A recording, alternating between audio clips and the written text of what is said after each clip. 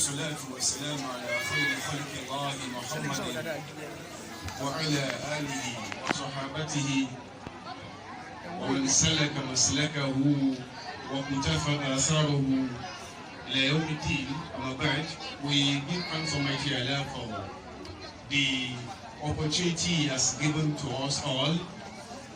The opportunities in the Sunday one, for the fact that He has made it possible for us to have converged here to discuss about an important aspect of what the practical Islam is all about. And that practical aspect is the same area in which Islam is on daily basis challenged by those who know nothing about what it teaches. We beseech Allah to increase His manifold of blessings on the noblest of mankind, Muhammad sallallahu alaihi wasallam. May such a cascade of blessings be extended to the household of Muhammad, unto the companionship, and unto the generality of us Muslims to the day of reckoning. In the first place, I want to say a big thank you to the organizers of today's program for having succeeded in organizing an epochal event that shall remain in the annals of the Soul Academy from time to time immemorial. We invited people so that they would witness a region, I would say an area in Islam that many of us Muslims do not believe a religion takes care of, and that is about career building.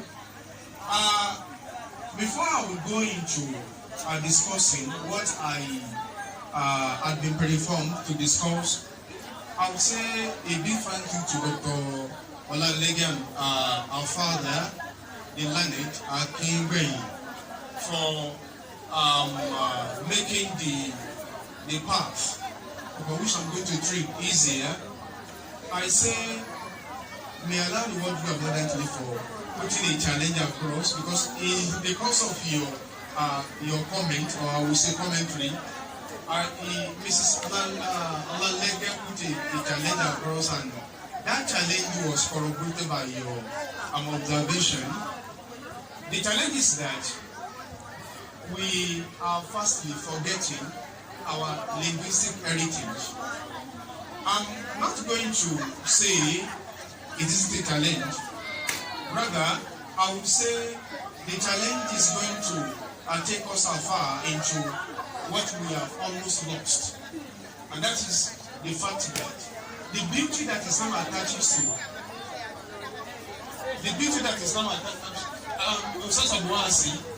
I think the flow of what we are saying is being disturbed by the memory we are encountering. People are not attending. Probably I should change my tongue. No, of course you can just commit, please. Proceed. And proceed. And let my take for any attention to the alone. I do. An event of this nature requires an unalloyed attention from the parents, because our children cannot themselves build a career. If a child is successful in building a career, that success is coming from the support, the moral support, the psychological support, and the spiritual support that such a child will enjoy from what the parents, from whose homes he or she has come, do give on daily basis. And there's one thing before the topic comes to discuss. There's one thing we Muslims fail to realize, and that is the fact that we ourselves, in most cases, are the enemies of our religion. That reminds me of a particular statement that is being credited to one of our scholars in Islam, Muhammad al-Ghazali, alayhi rahmatullah. He says that Yudlamul Islam, Bismil Islam. He says Islam is being ganged up against with the name of that religion.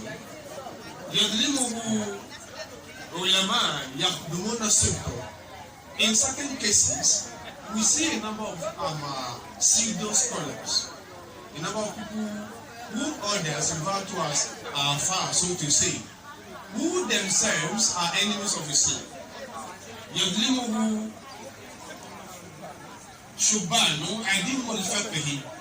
Sometimes you see practicing Muslims themselves do gang against Islam. They gang against Islam. And one of the ways in which we gang against Islam is when an important discourse about one of the fundamentals of this religion is being discussed. You see Muslims not being attentive. It's a problem. Our Ustadh made a point the other time that if it were to be any of the raving hip-hop singers that was invited here to give a talk, I'm very sure would have given that guy a very ripe attention. And this shows that when we say Islam, or when we say Muslims have a problem, the problem that most Muslims do have is stemming from the inactions of us Muslims. How would a program of this nature will be staged, and the Muslims who are in attendance wouldn't listen, wouldn't pay attention? I'm not saying that the career path that distinguishes Europe as a region, as a continent, behind which many of us in Africa are running, that career path was set rolling by Muslim scholars. A career in medicine, like Mrs. Olanlege here appointed to, a career in law, as our father, Barrister Akigbeyi appointed to. The career path that Europe celebrates today, and from which Europe continues to bask in greatness, was set rolling by Muslim scholars. In fact, historically, it was an Islamic scholar who put on ground the principles of contemporary medicine, Ibn Sina. Nobody disputed the fact that medicine is a career, a global career, as we speak. But that historical background that career has, many of us don't know that it was a Muslim scholar that set it rolling for 600 years. No European medical practitioner had anything to read other than the Canon Ibn Sina, the Canon of Avicenna. I'm very sure, and I'm happy that Mrs. Olanlege is still here. Nobody will lay a claim to having been granted. I wouldn't do that. I speak Yoruba, but I won't speak Yoruba. But one of the accusations that Muslims have leveled against Islam is that our hope is so evil. And that is a silly accusation. A silly one. And in fact, that has been responsible for the reason why some Muslims take their words to some so-called Islamic schools. One of them, that our fans don't speak English has been responsible for why many of our madrasas have been deserted. We are a product of a madrasa.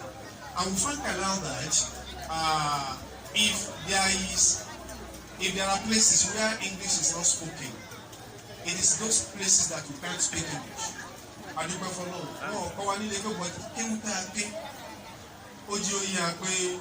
If you have the progress in language, you are a conqueror. And that is, I wouldn't speak that language. I'm an advocate of Yoruba language, but I wouldn't speak it here because of the fact that we want to call our attention to what we are losing. I was on the point that the career path that Europe was enjoying today was set rolling by an Islamic scholar, especially in medicine, even in mathematics, in physics, in chemistry. It was the Muslim scholars. By the time Europe did not have a luxury of a procession of scholars, Islam produced scholars who taught the forefathers of European scholarship. Ibn Sina, Abbas bin Farinas, contemporary aeronautics, aeronautics will continually be beholden to the efforts of Abbas bin Fernandez, a Spanish Muslim scholar, who put on ground the principles rather for contemporary aeronautics, and who says career or career path is not being discussed by Islam. But in Islam, in addition to what my father and mother here pointed to, Islam does not just welcome all careers. And that is a point of departure from what Islam considers as a career, as against what other religions consider as careers. Islam doesn't welcome all careers because in the Quran, Allah says that وَلَكُمْ أَعْمَالٌ مِنْ دُونِ ذَلِكَ أَنْتُمْ لَا عَامِلُونَ. You have several other activities into which you engage yourself that are different from what Allah wants you to do. And that is a pointer to the fact that there are several careers. Careers run into thousands. But the ones that Islam recognizes among this plethora of careers are the ones that conform with the ethos of Islam. Those careers that conform with the fundamentals of Islam. So a career that will plunge the entire mankind into perdition shall never be welcomed by Islam. And when we say the career path, or let me say building a career path is the phenomenon of achievement, that is not it. It is outside the scope of what you are discussing. Building a career path is within the purview of the parents. It is what you encourage your child, your daughter, your son to follow as a career, that he or she follows as a career. The school may try in encouraging, motivating a ward to choose a career rather. But when that boy, when that daughter gets old, the career he or she may want to have chosen may run contrary to what the parents are emphasizing. And in that, at that level, there may be a conflict of right. There may be a conflict of opinion. So when we discuss career, we talk of those ones that that align with the teachings of Islam. And that is the point. And when also we talk of career, we talk of a way to run away, to avoid what people celebrate these days in terms of our frivolities. As we speak, I wouldn't say other people. I'm trying to particularize what I'm saying on us Muslims. We celebrate frivolities. We celebrate banalities, all in the name of choosing careers. People go for what will never be futuristic as careers, and they eventually get other people applauding them. When you say you pick a career in magic, or you choose a career in music, how far would you go in maintaining success in that chosen career? And as I say, choosing a career in music, I don't say, and I don't discuss that music as a cause is not being taught in our universities. That is where Islam differs from other religions. You can't pick a course in music. Neither could you pick a course in what do they call it, magic, sorcery. People go to Italy, people travel to Germany as we speak to choose a career in sorcery. In fact, there are newer universities in Germany where wizardry, witchcraftry is being studied. Is that a career? So when a Muslim parent is not careful, he or she may be lured into believing that celebrating madness is also a career path. So when we choose a career, we should be wary of what we call al-mughriyat, something that tickles one, but that can never have a soft landing. Modeling. Is that this is a career. So when we're choosing a career, we should be wary, we should be careful not to go beyond the lines that Islam has drawn. Secondly, when we choose a career, we should avoid masakhitullah. There are things Allah abhors, there are things Allah hates. Those things Allah hates should not be considered as a career. And as you say what we say, we all know what they are. This is what we believe sustains our religious strength. And whatever sustains our religious strength shall be discussed with all manners of passion. There are masahitullah, things that Allah is against, things that do not fall under the shade of the Ridwanullah. We must steer clear of those things. That should not form a career. Prostitution is not a career. Yahooism is not a career. In most homes, there are parents that celebrate that their boys, their daughters are in the clique of Yahoo or what you call them. That is a career. Because if we do not speak against all these things, the impact they are having are affecting those who want to remain serious on the part of futuristic and image-directed careers that other people may have chosen. Masahitullah should be avoided.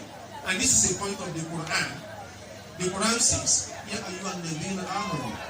For those who care to listen, Allah says those of you who claim you are believers. La tuqaddimu bayna yaday Allahi wa rasuli. Don't ever think of preempting Allah and His Messenger. Don't choose a career after which you will want to seek Allah's rahmah, mercy over it. A career that does not portray you as a sincere believer before Allah. Prostitution, for instance, it's on the increase. In fact, right inside some of our academic environments, in the campuses, people go for prostitution.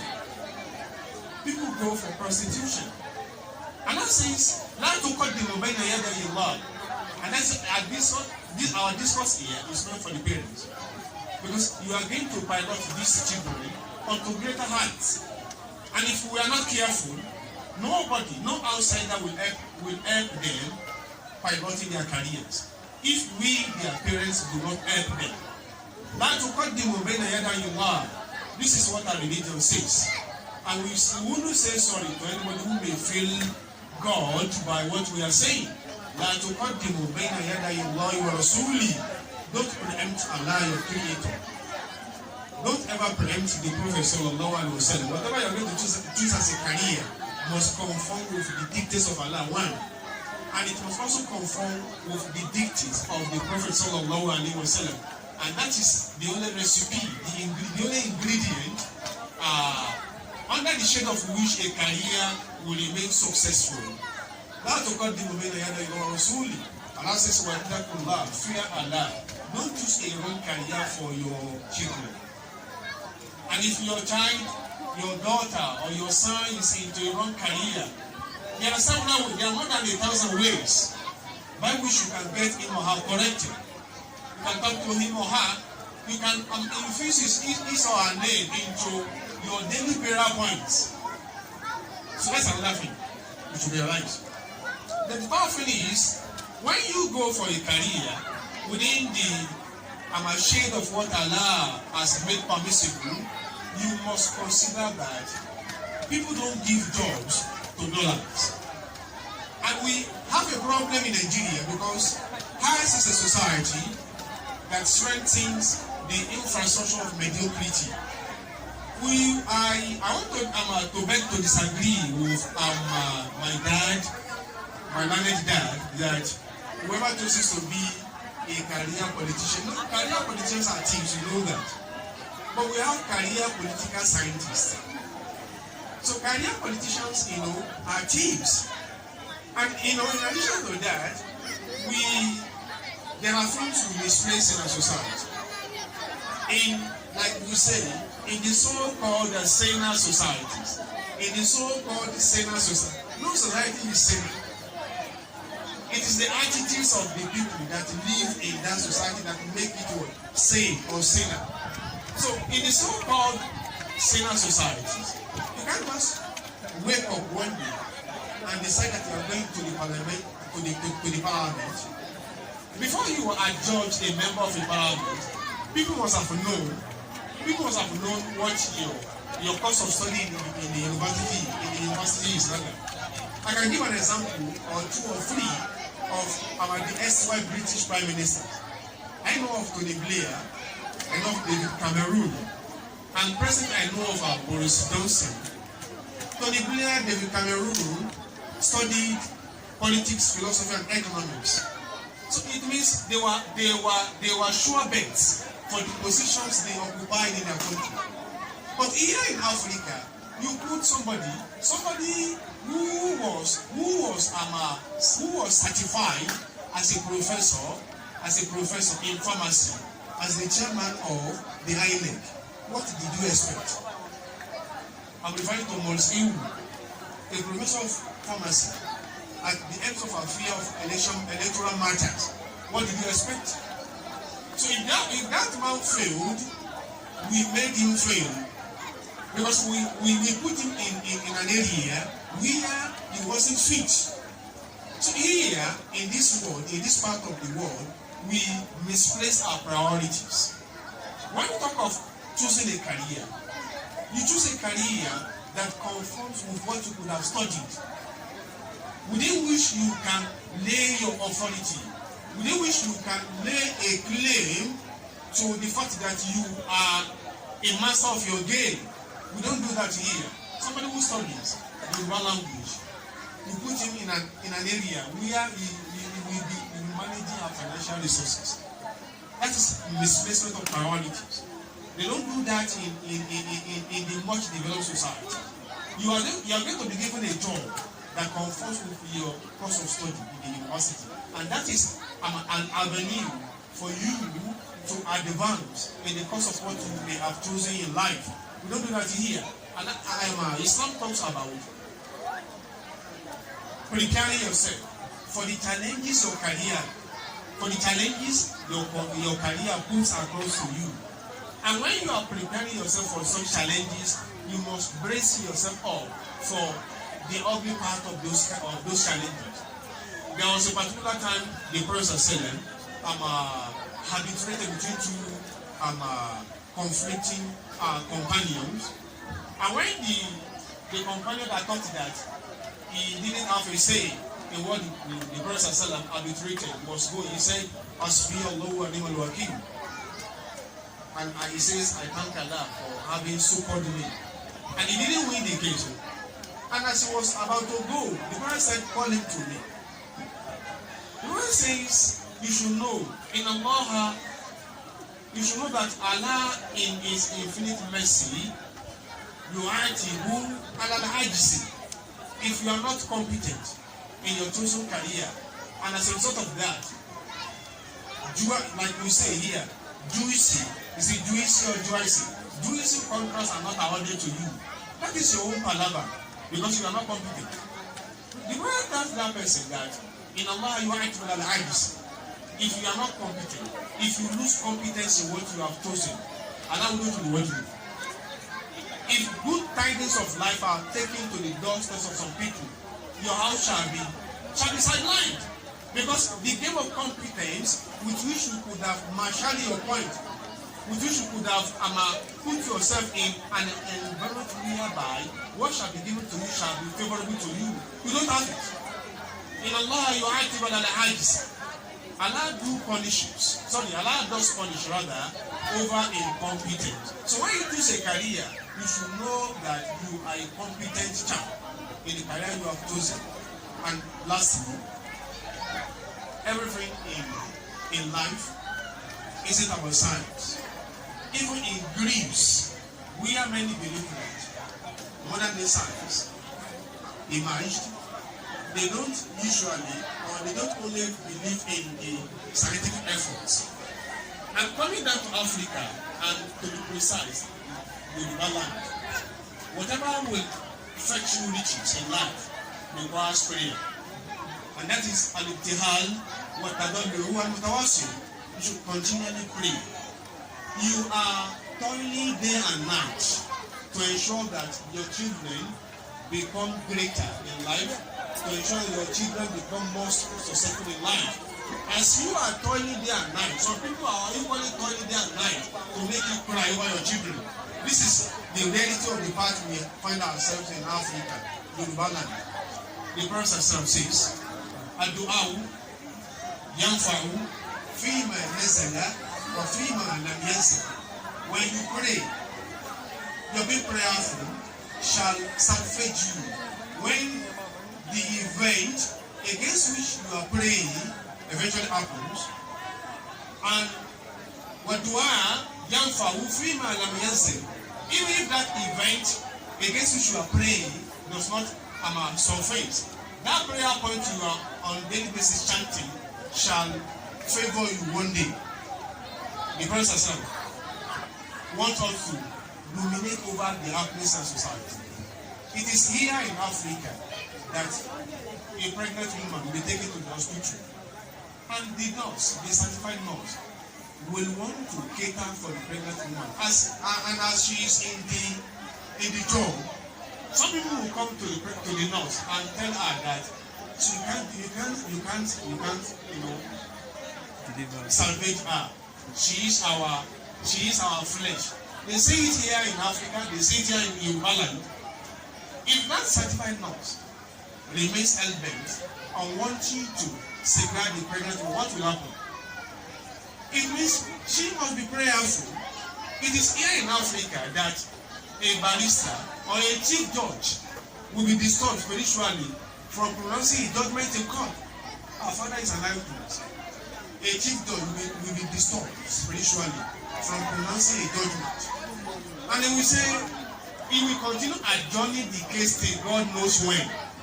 It is here in Africa, in Uganda, that a general accountant who has never stolen a dime will find it difficult to balance an account. And he knows the consequences. One of the consequences is that he goes to jail for an amount he has never stolen.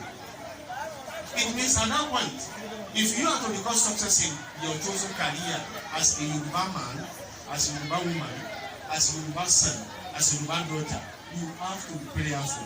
You pray as if you are to run into a problem before you.